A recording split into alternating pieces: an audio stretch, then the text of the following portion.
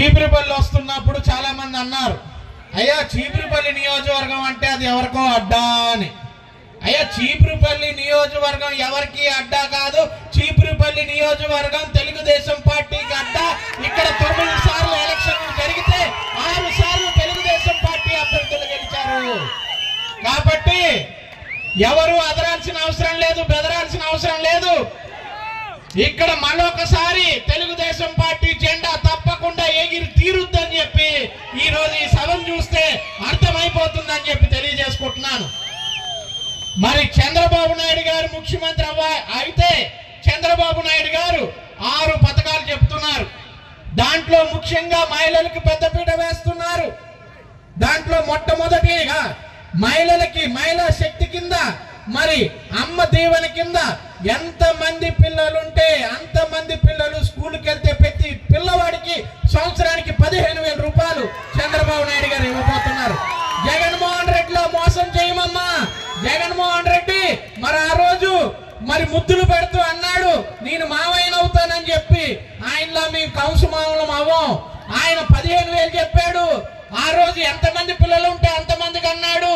దాన్ని తల్లికి అన్నాడు. తల్లికి పోను 15,000 ఇచ్చాడా? లేదు. మొదటి సంవత్సరం 15,000, రెండో సంవత్సరం 14,000, మూడో సంవత్సరం వచ్చరికి 13,000, చివరికి 5వ సంవత్సరంలో ఇప్పుడు అమ్మఒడి వచ్చిందా అని చెప్పి మిమ్మల్ని ప్రశ్నిస్తున్నాను.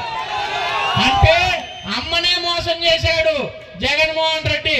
మనల్ని మోసం చేయడం వింత అని చెప్పి ఈరోజు అడుగుతున్నా. కాబట్టి దయచేసి ఆలోచించుకోండి. మహిళలు 18 ఏళ్ళ వయసు దాటితే ఆడబిడ్డ నిధి కింద ఎంతమంది ఆడవారు 18 ఏళ్ళ వయసు దాటిన వాళ్ళ ఇంట్లో ఉంటే అంతమందికి కూడా చంద్రబాబు నాయుడు గారు నెలకి 1,500 రూపాయలు ఇవ్వబోతున్నారని చెప్పి తెలియజేసుకుంటున్నా. మరి ఒక అవ్వ తన బిడ్డల దగ్గరికి వెళ్ళాలన్నా, ఒక అక్క మరి తన అన్నదమ్ముల ఇంటికి వెళ్ళాలన్నా, ఒక అమ్మ తన కొడుకుల్ని చూడాలన్నా జిల్లా వ్యాప్తంగా బస్సులు ఉచితంగా చంద్రబాబు నాయుడు గారు మహిళలకు ఇవ్వబోతున్నారని చెప్పి తెలియజేసుకుంటున్నాను. అదే విధంగా మరి యువకులు ఉన్నారు.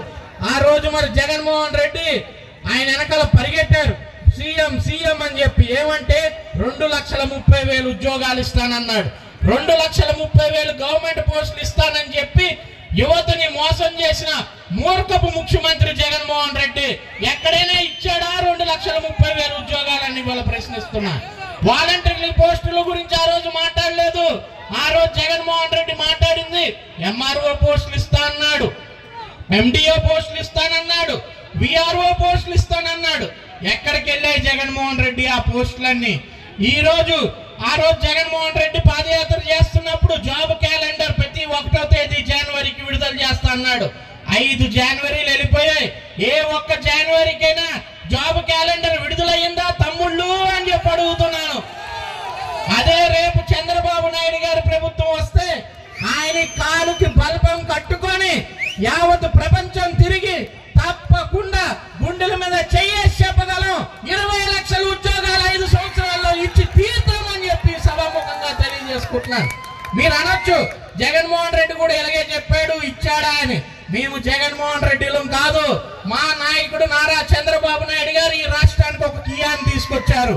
మా నాయకుడు చంద్రబాబు నాయుడు గారు ఈ రాష్ట్రానికి ఒక TCL కంపెనీ తీసుకొచ్చాడు. మా నాయకుడు చంద్రబాబు నాయుడు గారు ఈ రాష్ట్రానికి ఒక HCL కంపెనీ తీసుకొచ్చాడు. ఉమ్మడి రాష్ట్రంలో బిల్ గేట్స్ తీసుకొచ్చినా, నవ్యాంధ్రప్రదేశ్ కి బిల్ గేట్స్ తీసుకొచ్చినా అది కేవలం నారా చంద్రబాబు నాయుడు గారి వల్లే సాధ్యమైంది. కాబట్టి మేము గుండెల మీద చెయ్యేసి చెప్తున్నాం, 20 లక్షల ఉద్యోగాలు ఇచ్చి తీరుతాం యువతకని చెప్పి తెలియజేస్తాం.